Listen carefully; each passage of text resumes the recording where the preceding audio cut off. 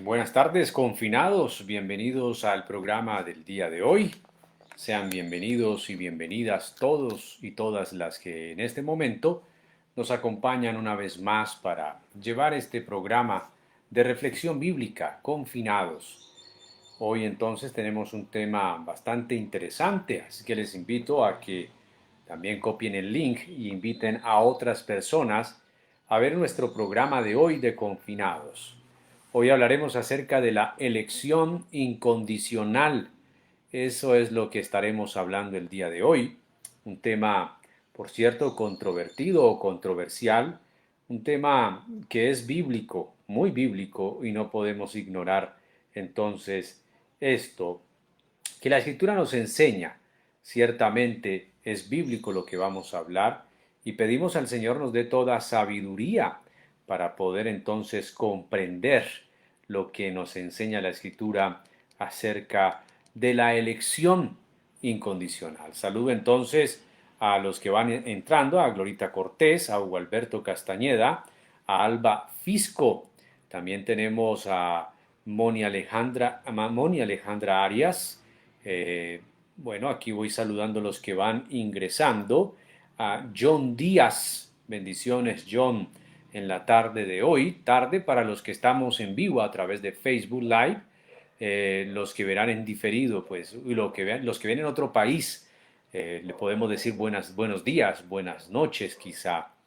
Bendiciones para Natalí Restrepo, les saludo también a Janet Acevedo Rivera, buenas tardes, a Carolina Rojano, buenas tardes, a Gloria Patricia Ortega, buenas tardes, a Liliana Alzate, que también está con nosotros, a Karina Lara, perdón, bendiciones hermana Karina, a Natalí Restrepo, buenas tardes, Maribel Betancourt también entra por acá a nuestra transmisión en vivo en la tarde de hoy, a Lucy Ruiz, bendiciones, Lucy Lilian Castrillón, Lucy Ruiz, Marinela Leal, Olga Muñoz, Luz Mari Álvarez también, un saludo para Luz Mari en Cartagena, David Sosa, bendiciones David, buena tarde, Luz Mari, bendiciones, recuerde que usted puede ya compartir el video en este momento, esta transmisión a través del Facebook, en su Facebook. Moni Alejandra Arias, buenas tardes. Moni y Claudia Patricia Grajales nos saluda. Viviana Palacio, buena tarde. Buena tarde a todos los que van llegando a confinados en la tarde de hoy. Hoy tendremos el tema de la elección incondicional. Hemos hablado de la gracia, el programa antepasado. Luego, el programa pasado fue la gracia irresistible, cómo es que Dios nos atrae a Él para salvación y cómo es el que Él gestó todo. Hablamos entonces de la justicia, misericordia y la gracia. Oscar Jaime Mesa, buena tarde para usted, Oscar Jaime. Jaime Flores también, buena tarde. A Edison Agudelo también le saludo. A Claudia Patricia Grajales, todos los que van ingresando, un saludo para todos. Muy bien, quisiera entonces comenzar leyendo un texto bíblico. Eh, y quizá formulándonos una pregunta a los que ya hemos sido salvos por la fe y por la gracia de nuestro Señor, deberíamos de preguntarnos, ¿quién eligió a quién? Esa debería ser la pregunta. ¿Quién eligió a quién? Y es que expresiones tan coloquiales en el mundo evangélico como el día que yo escogí el camino del Señor. Escuche eso, el día que yo escogí el camino del Señor. O el llamado de algunos predicadores, escojan el camino del Señor. O quizá cuando yo encontré al Señor, cuando yo vine al Señor. Y unas expresiones que obviamente algunas pueden ser ciertas en la medida de lo que se quiere expresar. Desde la escritura uno tiene que analizar si es realmente así o si las podemos entender de una forma diferente. Comencemos leyendo un texto que está en Romanos. Podríamos también referirnos a San Juan capítulo 15, cuando Jesús le dice a los discípulos, no me elegisteis vosotros a mí, sino que yo los elegí a ustedes. Algunos dicen que esa elección es para el ministerio, para el apostolado, pero Jesús no se lo está diciendo solo a sus 12 apóstoles, también a los discípulos que le siguen. Y es que el principio es sustentado en toda la Escritura. Por ejemplo, la elección que Dios hace a Abraham, la elección que Dios hace a Israel, está basada netamente en su soberanía, mas no en ninguna atribución y no en ningún galardón o en algún mérito ni que Abraham tuviera ni que Israel tuviera. Pero en Romanos capítulo 9, versículos 11 al 13, mire lo que dice esta porción de las Escrituras, Romanos 11 al 13. Pues no habían aún nacido, y esto está hablando de Jacob y Esaú, ¿cierto? Cuando dice el versículo 10, Rebeca concibió de uno, de Isaac, nuestro padre. Pues no habían aún nacido, ni habían hecho ni aún ni el bien ni el mal, para que el propósito de Dios conforme a la elección permaneciese, no por las obras, sino por aquel que llama. Se le dijo, el mayor servirá al menor. Como está escrito, a Jacob amé, mas a Esaú aborrecí.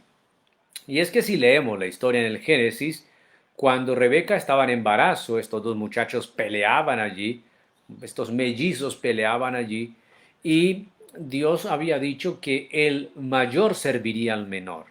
La costumbre era la inversa, ¿no? El menor serviría al mayor, luego más adelante en Israel ser mayor básicamente constituía un privilegio como recibir el doble la herencia, ¿sí? Se recibía dos veces más en lo que se repartía la herencia, es la doble porción que luego Eliseo refiere a Elías.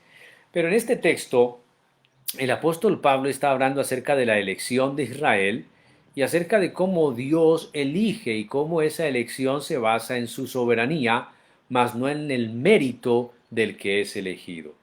Cuando hablamos de la elección incondicional, básicamente nos estamos refiriendo a los 5 puntos que se conocen como los cinco puntos del calvinismo, que básicamente son los siguientes, los leo rápidamente: el libre albedrío o capacidad humana, la elección incondicional, la redención universal o expiación general, la obra del Espíritu Santo en la regeneración está limitada por la voluntad humana y la caída de la gracia. Bueno, básicamente estos 5 puntos que he mencionado eh, son 5 puntos del arminianismo, los que he mencionado. Entonces, más adelante, y casi por ese tiempo, lo que hace Arminio es refutar a Calvino. Y Calvino a lo que había dicho era la depravación total, acerca también de la elección incondicional, luego también de la expiación limitada, luego también como cuarto punto la gracia irresistible y como quinto punto la perseverancia de los santos. Entonces, el arminianismo y el calvinismo, que son dos corrientes opuestas frente al tema de la salvación, tienen cada uno sus puntos, pero hoy quiero hablar acerca de la elección incondicional. La elección incondicional se basa en que Dios a los que ha salvado los ha salvado basado en su gracia y en su soberanía, mas no en ninguna obra, buena o mala, que el individuo haya hecho. Y quiero leer algunos apartes de estos artículos. Dice, nuestro rechazo o aceptación de la verdad bíblica que enseña que la condición del hombre por naturaleza es la depravación total, determinará en gran medida nuestra actitud hacia el punto de la elección incondicional.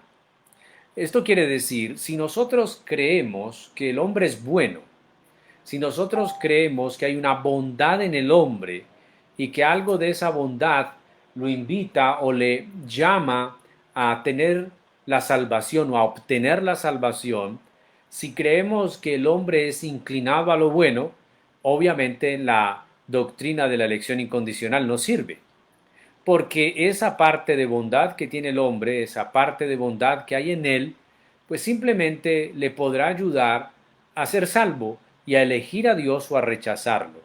Sin embargo, la doctrina de la depravación total enseña que el hombre es totalmente malo desde la caída de Adán y Eva, o sea que su corazón está inclinado siempre hacia lo malo. Y esto en cuanto a estar en rebeldía continua contra Dios. No estamos hablando de la bondad humana manifestada hacia el humano mismo, Vemos gente, seres humanos, que son personas caritativas, dadivosas, filántropas, que ayudan a los demás. Y uno puede decir, qué buena persona es esta, qué buena es esta persona. Sin embargo, en palabras de Jesús que encontramos por allí en el Evangelio de Marcos, cuando aquel hombre rico se postró a sus pies y le dijo, Maestro bueno, ¿qué haré para heredar la vida eterna? Jesús le dice a este hombre, ¿por qué me llamas bueno? Ninguno hay bueno, sino solo uno, Dios. Así que en esta palabra y en otras que vamos a ver en los evangelios y podemos encontrar en las epístolas y en la Biblia, encontramos que el hombre no es bueno, no hay ni uno bueno, no hay quien busque a Dios. Así que el hombre delante de Dios no es bueno. Puede que el hombre delante del hombre se considere bueno, puede que el hombre delante de la sociedad sea tildado de bondadoso o que se le atribuya alguna virtud bondadosa, pero delante de Dios el hombre no es bueno. Así que el tema de la depravación total, esto es de que el hombre siempre está inclinado hacia lo malo, y esto es una continua rebeldía contra Dios, es absolutamente bíblico. Es bíblico que si el hombre va a ser salvo no es porque el hombre tiene un pedacito de bondad que hace que él busque a Dios. No, el hombre es malo, su naturaleza pecaminosa lo inclina al mal, está en constante rebeldía contra Dios, la concupiscencia lo gobierna, lo corona, pero cuando el hombre es llamado por Dios en ese llamamiento de la gracia irresistible, es salvo no porque haya bondad en él, sino porque hay bondad en Dios. A esto se le llama la elección incondicional. Ahora, la doctrina de elección condicional se desprende de forma natural y lógica de la doctrina de la depravación total que acabo de mencionar. Es decir, si el hombre está de hecho muerto, como dice la Biblia, cautivo en pecado, ciego, sordo, sin entendimiento espiritual, inclinado naturalmente al pecado, entonces el remedio para solucionar toda esta condición debe encontrarse fuera del hombre mismo, y esto es en Dios. Entonces, cuando hablamos de la depravación total, la pregunta que uno hace es, ¿puede el hombre resucitarse a sí mismo?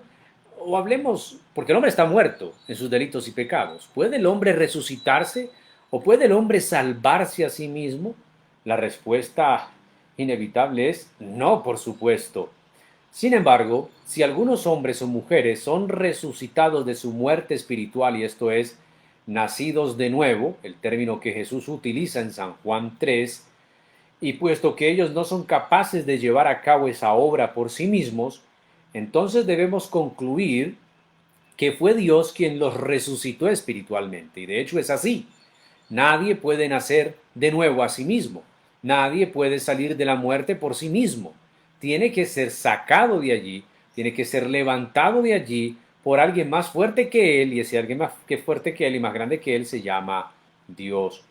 Ahora, por otro lado, puesto que muchos hombres y mujeres no han sido nacidos de nuevo o vivificados de la misma manera, debemos concluir que es debido a que Dios no los ha resucitado. Esto significa, si algunos han nacido de nuevo y han experimentado nueva vida y salieron de la muerte a la vida, de las tinieblas a la luz, es porque Dios ha actuado en ellos para que eso se dé así. Y si algunos no han salido de esa muerte espiritual, no han salido de esas tinieblas a la luz, es porque Dios no ha actuado en ellos para que eso ocurra.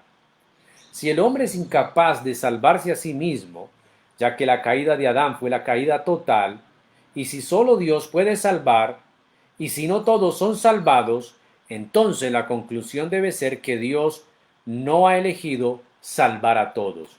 Esto es escandaloso para algunos, porque algunos dicen que Dios vino a salvar al mundo, cuando inclusive argumentan San Juan 3:16, porque de tal manera amó Dios al mundo. Sí, de tal manera Dios amó al mundo y dio a su Hijo unigénito, pero para que todo aquel que en él cree, no para que todo el mundo vaya a creer, porque todo el mundo no va a creer.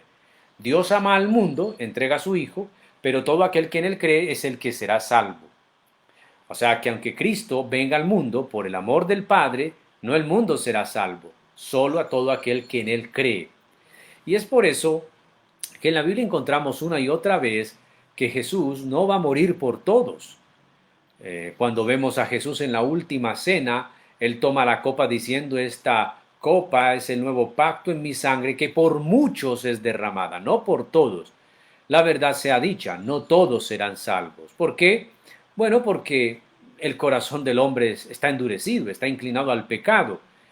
Alguno dirá, pero entonces Dios, ¿por qué no lo salva? Bueno, porque Dios es soberano y Dios no va a transformar todos los corazones para que se vuelvan buenos, pues la voluntad del hombre también está allí y es persistente en el mal.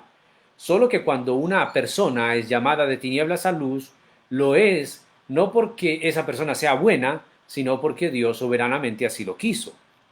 Ahora, esto no es una filosofía, sino que es algo que es sacado de la escritura. No es una filosofía ciega, está edificado y sustentado por la Biblia misma. Y es que el tema es tan amplio, tan vasto como el océano mismo. Vamos a citar, y en los documentos se citarán muchos versículos claves, y las escrituras nos van a servir de guía para poder comprender algo de esto y navegar un poco en este gran mar de la elección incondicional. Mire, la historia de la Biblia es la historia de la elección incondicional, y es extraño que quienes se oponen a esta doctrina no puedan reconocer esto. Por ejemplo, algunos creyentes tienen dificultad en creer que Dios pudiera pasar por alto a algunos y escoger a otros, y sin embargo no tienen dificultad aparente en creer que Dios llamó a Abraham para que saliera del pueblo pagano de Ur de los Caldeos y dejara a los demás en el mismo paganismo en que Abraham salió. Ahora, ¿por qué escogería Dios a la nación de Israel como su pueblo especial? Pues no tenemos necesidad de especular al respecto, porque el libro de Deuteronomio nos da la respuesta, Deuteronomio 7, 7 y 8. No por ser vosotros más que todos los demás pueblos, os ha querido Jehová y os ha escogido, pues vosotros erais el más insignificante de todos los pueblos, sino por cuanto Jehová os amó. Nótese ahí, nótese, Israel es escogido no porque fuera el mejor pueblo, ni más grande que todos, sino porque Dios los amó. Deuteronomio 7, 7 y 8. Ahora, el Señor no ha puesto su amor sobre nosotros, ni nos ha escogido debido a que nosotros fuéramos más numerosos que los otros pueblos. Es otra versión de la escritura, del mismo texto de Deuteronomio, pues vosotros erais el más insignificante de todos los pueblos, sino que el Señor os amó. Ahora, ¿por qué escogería Dios, escúchese esto, haciendo completamente de lado las leyes familiares de Israel, al hijo más joven de Jacob, en lugar del primogénito Isaú? Entonces nos remitimos al texto bíblico que leímos al principio. La ley y el testimonio. ¿Qué dice la Biblia? No habían nacido, texto que leímos al principio, ni habían hecho aún el bien y el mal para que el propósito de Dios se cumpliera conforme a la elección y permaneciera, no por obras, sino por el que llama. Se dijo que el mayor serviría al menor, como está escrito: a Jacob amé, a Esaú aborrecí. Ahora, ¿cuál fue la doctrina que Jesús predicó en la sinagoga de Nazaret, sino la doctrina de la elección incondicional? Nótese lo que dice los evangelios. Y en verdad os digo que muchas viudas habían en Israel en los días de Elías, cuando el cielo fue cerrado por 3 años y 6 meses, y hubo una gran hambre en toda la tierra, pero ninguna de ellas fue enviado Elías, sino a una mujer viuda de Sarepta de Sidón. Y muchos leprosos habían en Israel en el tiempo del profeta Eliseo, pero ninguno de ellos fue limpiado sino Naamán el sirio. San Lucas 4, 25 al 27. Nosotros entonces conocemos el resultado de que nuestro Señor predicara este mensaje. ¿Qué dice Lucas 4, 28 y 29? Que al oír estas cosas, todos en la sinagoga se llenaron de ira, y levantándose le echaron fuera de la ciudad y lo llevaron hasta la cumbre del monte, sobre el cual estaba edificada la ciudad de ellos, para despeñarle. Se enojaron contra él. Así que la falta de espacio nos impide hacer una descripción detallada de la soberanía de Dios al escoger a su pueblo. Pero hay una verdad que es clara e indiscutible. No me elegisteis a mí, sino que yo os elegí a vosotros. San Juan 15, 16. Luego Romanos 9:21 dice, ¿o no tiene potestad el alfarero sobre el barro para hacer de la misma masa un vaso para honra y otro para deshonra? Dice también Romanos 9:15 y a Moisés dice, tendré misericordia del que yo tenga misericordia. También dice la Escritura, según nos escogió en él antes de la fundación del mundo, habiéndonos predestinado para ser adoptados hijos suyos por medio de Jesucristo, según el puro afecto de su voluntad, Efesios 1:4 y 5. Y el testimonio de la Escritura sigue y sigue y sigue. Así que reconocemos que hay una clase de elección que es sostenida por muchos creyentes hoy en día. Hablando en términos generales, esta elección se basa en Romanos 8:29, porque a los que antes conoció, también los predestinó, a los que predestinó, a estos llamó, a los que llamó, también justificó. La idea de esta elección es más o menos como sigue. Escuche esto. Dios, dicen algunos, previó a todos aquellos que iban a aceptar a Cristo y de este modo Él los eligió. Esto es para los que refutan la elección incondicional. Ellos dicen que Dios, sabiendo todas las cosas de antemano, había previsto quién le iba a aceptar, y al saber quién le iba a aceptar, a esos llamó elegidos. Pero no es así. No es que Dios sabía quién le fuera a aceptar. El punto es que cualquier persona que diga que aceptó al Señor, la verdad es a la inversa. Dios lo aceptó a él. Dios lo llamó a él. Dios lo eligió a él. Nadie elige a Dios. Es Dios quien nos elige a nosotros. Ahora, ¿cómo se refuta esa idea de que Dios sabía de antemano quién le iba a escoger y quién iba a elegirlo a él para llamarlo elegido o predestinado o apartado? Bueno, hay algo que se llama la presciencia de Dios. La presciencia en las escrituras es una conexión con personas y no con ninguna acción que la gente haya realizado. ¿Qué dice la Biblia? Porque los que antes conoció, y otra vez Dios habla de este modo a través de Amós, a vosotros solamente he conocido de todas las familias de la tierra, Amós 3:2. Esto quiere decir que sin tomar en cuenta ninguna acción, buena o mala, realizada por ellos, Dios los conoció, en el sentido que los amó y los escogió para que fueran suyos. De este modo, Él conoce previamente a sus elegidos, sabe quiénes son, saben lo que hacen, pero no basado en lo que hacen es que los escoge, sino basados en la soberanía de Dios. Es inútil decir también que Dios nos eligió debido a que Él vio algo en que nosotros haríamos, es decir, aceptar a su Hijo. No somos escogidos debido a que realicemos la buena obra de aceptar a Cristo, sino que somos escogidos para hacernos capaces de aceptarle. Mire lo que dice Efesios 2:10, porque somos hechura suya, creados en Cristo Jesús para buenas obras, las cuales Dios preparó de antemano para que anduviésemos en ellas. Ahora tampoco sirve decir que Dios previó a todos aquellos que creerían y que por eso los escogió. Hechos 13:48 deja esto muy claro. Dice, y creyeron todos los que estaban ordenados para la vida eterna. Así que la elección no se debe a nuestra fe, sino que nuestra fe se debe a que somos elegidos, debido a que somos ordenados para vida eterna. La fe no es la cuota que nosotros ponemos, porque la fe es un don de Dios. Quiere decir, la fe que nos sirve para ser salvos nos es dada por Dios, y la salvación que recibimos nos es dada también por Él. Lo otro es que de igual manera, decir que ejercitamos la fe cuando aceptamos a Cristo y que Dios previó esa fe y por tanto nos eligió solamente nos conduce a un paso más hacia atrás. Porque, como lo dije ahorita, ¿de dónde obtuvimos esa fe para poder ejercitarla? Pues la Biblia da la respuesta afirmando que la fe es un don de Dios y no de nosotros mismos, porque por gracia sois salvos por medio de la fe, y esto no de vosotros, que ni la fe ni la salvación es de nosotros, pues es don de Dios, no por obras para que nadie se gloríe. Ahora, esto es complejo para algunos. Todos habíamos creído, y yo por mucho tiempo creí, que fui yo el que elegí al Señor, hasta que supe que Él me eligió a mí. Por mucho tiempo también me trataba de sostener en esa elección. Quiere decir, como yo elegí al Señor, no debo hacer nada desagradable para que Él me diga, chao, te vas porque ya no te quiero. Cuando comprendí que Él me llamó, no por lo que yo era ni por lo que yo hice o dejé de hacer, sino por su gracia y soberanía, Entendí que ese es el amor genuino de Dios. Ahora, entonces, ¿qué hago yo si sé que el Señor me eligió? Pues obviamente doy gracias y vivo una vida de obediencia, de santidad, de entrega, porque es algo inmerecido, como hablamos el tema de la gracia.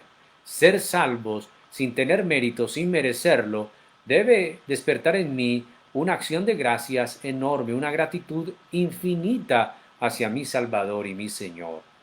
Ah, pero pastor, ¿cómo sé que soy elegido? Bueno, Jesús dijo, por los frutos los conoceréis. Pero ¿cómo lo sé? Bueno, el Espíritu Santo da testimonio a nuestro espíritu de que somos hijos de Dios. ¿Y cómo una persona sabe que no es elegida? Por lo mismo, los frutos los conoceréis. Otros dirán, pero si Dios es el que elige, entonces ¿para qué predicamos? Si Él ha determinado que unos sean salvos, pues que ellos se salven. No, los elegidos son llamados a través del anuncio del Evangelio y por eso debemos predicar, para que aquellos que han sido elegidos vengan a través del anuncio del Evangelio. Porque obviamente el hombre responde al Evangelio y responde en fe y en arrepentimiento, pero también sigue siendo la obra del Espíritu Santo de Dios en él. Esta doctrina es extensa, ancha, gruesa, profunda, alta, pero es fascinante. Es maravilloso saber que la salvación no depende de mí, sino que depende de Él. No me quita ninguna responsabilidad. No, si yo soy salvo, debo vivir como un salvo. ¿Cómo vive un salvo? Como un santo. Y lo expliqué en programas anteriores. Yo no vivo en santidad para ser salvo. Yo vivo en santidad porque ya soy salvo. Yo no obedezco para ser salvo. Yo obedezco porque ya fui salvado. Yo no le sirvo al Señor para ser salvo. Yo le sirvo porque ya soy salvo. Así que todo queda a la inversa. Yo no adoro para alcanzar el favor de Dios. No lo puedo alcanzar. Dios me da su favor y por eso le adoro. Y me lo da porque Él le ha placido. Cuando hablamos de elección incondicional, estamos diciendo que no está condicionada ni por mí ni por usted, sino por la soberanía de Dios. Es Él el que lo ha decidido de esa forma. ¿Y quién puede discutirle?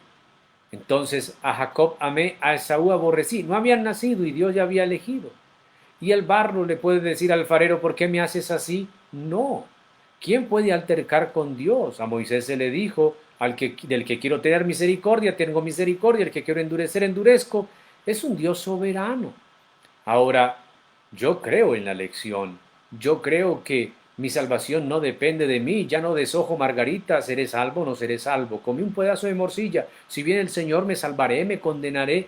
No, porque si la salvación yo no me la gané, yo no la pedí, yo no la compré, yo no la merezco, entonces es un don de Dios. Si es un regalo que recibo de Él, lo único que tengo que hacer es vivir una vida de gratitud, de entrega, de servicio, de consagración. No es entender mal la gracia como algunos la han entendido, que es licencia para pecar y hacer lo que se quiere. No, Pablo dijo que pues pecaremos para que la gracia abunde en ninguna manera. Nosotros hemos de vivir la vida de obediencia que el Señor nos llamó a vivir. La elección incondicional tiene que ver en que Dios puso su soberana gracia y misericordia, su ojo sobre nosotros. Nos amó. Desde antes que nosotros le amáramos, Él ya nos había amado. Y no te va a amar menos ni te va a amar más por lo que hagas o no hagas, porque el amor de Cristo no se basa en nuestros méritos, sino en su obra en la cruz. Muchos creen que si hacen muchas cosas Dios los amará más. No. O que si dejan de hacer Dios los amará menos. No. Hemos de pensar bíblicamente en esto.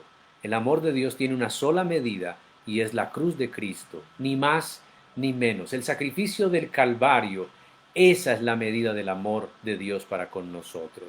Oremos al Señor, démosle muchas gracias a Él por su infinita misericordia. Gracias, Señor, porque tu palabra nos revela la verdad de la elección incondicional. Tu amor supera nuestras expectativas y es más grande que nuestro pecado. Tu amor es más grande, Señor, que nuestro dolor. Tu amor es más grande, Señor, que nuestras debilidades, dificultades, que nuestras flaquezas. Gracias porque estando muertos en delitos y pecados, tú nos sacaste a vida eterna. Tú nos resucitaste. Tú nos llamaste porque el hombre no puede resucitarse a sí mismo. El hombre no puede nacer de nuevo por sí mismo. Solamente tú puedes hacer esa obra grande y la haces a través de la elección incondicional. ¿Cómo no amarte si nos amaste primero? ¿Cómo no amarte y adorarte si tú fuiste el que tomaste la iniciativa y de esa forma, Señor, vivimos? Señor, gracias por ser el soberano que conforme a su misericordia lo hace así.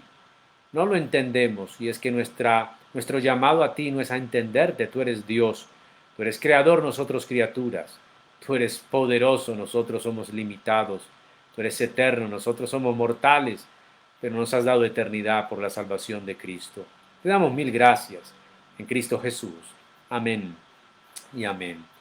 Bueno, muchas gracias a Lucy Ruiz, gracias a Doris Valencia, a Jaime Alberto Mejía, un saludo, a Kelly Cristian Giraldo, a Marinela Leal, a todos ustedes muchas gracias, Janet, Sandra Milena, Andrea Restrepo, Eliana Giraldo, Jessica Martínez, Hugo Castañeda, Puer Robustus Exégesis, ok, Alba Jaramillo, Lucy Ruiz, gracias por estar con nosotros, Patricia Tobón, a todos mil gracias, que la paz del Señor esté en sus vidas, nos vemos en un próximo programa de Confinados, hasta pronto, bendiciones para ustedes.